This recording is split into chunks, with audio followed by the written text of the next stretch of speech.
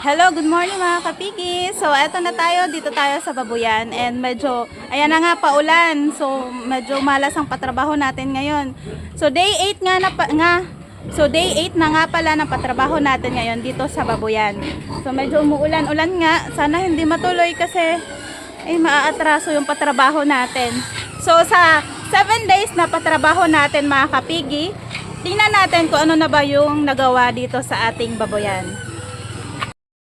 So, eto mga kapigi, yung tapunan ng poops natin, iuhuli na lang natin to kaya hindi pa din na-improve or wala pa ring nangyayaring improvement dito sa ano na to.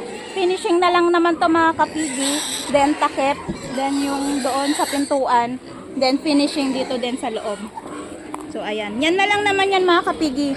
Huli na lang yan kasi meron tayong mas priority na ipinapagawa at yun nga yung kulungan. So, ito mga kapigi, ito naman yung pinagawa nating extension. So, wala pa rin siyang bubong. Iniintay pa natin yung retaso. So, malapit na rin tong matapos.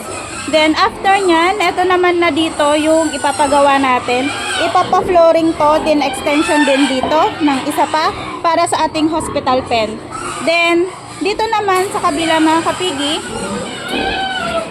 ito, top priority talaga to kasi kailangan na natin itong ilipat from nursery pen papunta doon sa kulungan na grow out pen. So, ayan. Kasi malalaki na sila mga kapigi. And kailangan na natin tong nursery pen para ilipat naman yung mga bagong winalay natin. So, dito tayo magpapatayo ng grow out pen. So, siguro kasya dito ang 14 to 15 heads. So, etong bakanting lupa, dito tayo magpapatuyo ng grow up pen. So, siguro today, ito na muna yung ipagawa natin. Kasi, kailangan na talaga natin mga kapigi. Naghahabol tayo ng oras at araw. So, ito mga kapigi, today, ito na muna yung ipapatrabaho natin. Kasi nga, naghahabol tayo ng araw. Meron tayong dalawang inahin na manganganak. So, dapat matapos na to para yung doon sa farrowing pen natin. Meron pa kasi doon isang inahin na hindi pa malipat. Kailangan na yun malipat and yung 8 biik na winalay natin nasa crib pa din. So, kailangan na yun ilipat para mabakante yun at maitaasan din yung flooring doon sa farrowing pen. Kasi may dalawa tayong manganganak ngayong first week ng July. So, yun mga kapigi, yun lang muna yung update natin for today. Stay tuned. Bye! Happy farming! So, nag-start na tayo dito mga kapigi magpatrabaho dito sa bakanting lupa. So, paputol na natin yung saging doon. Sayang kaso, kailangan kasi magagamit yung lupa kasi doon tayo magpoposte.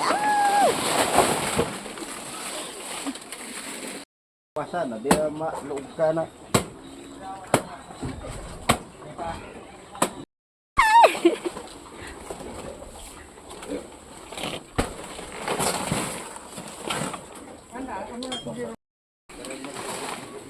Ayan na, naputol na.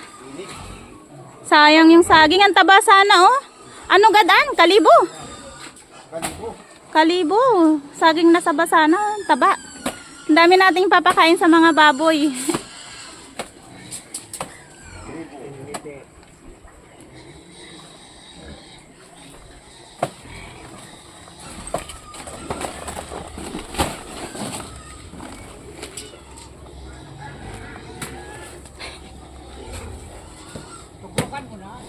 Tama sa ko dal.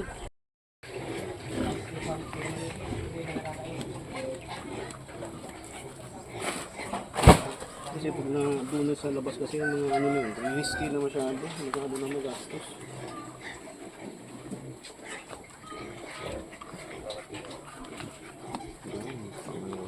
Oo, madami na kaming pampakain sa mga baboy. So mamaya kukunin natin yung mga ubod nila.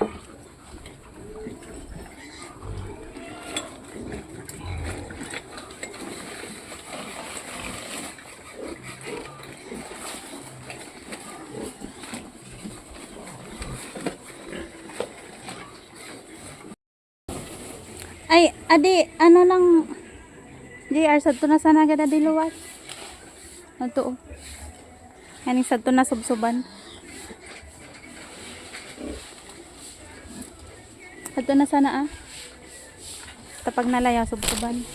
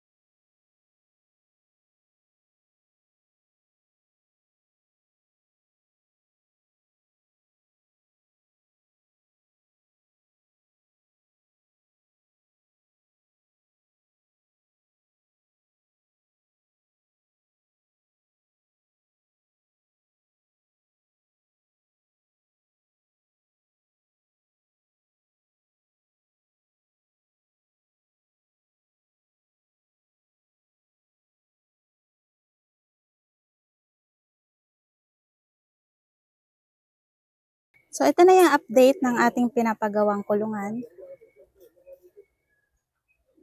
So, nabubungan na. So, ngayon magpo-flooring na sila.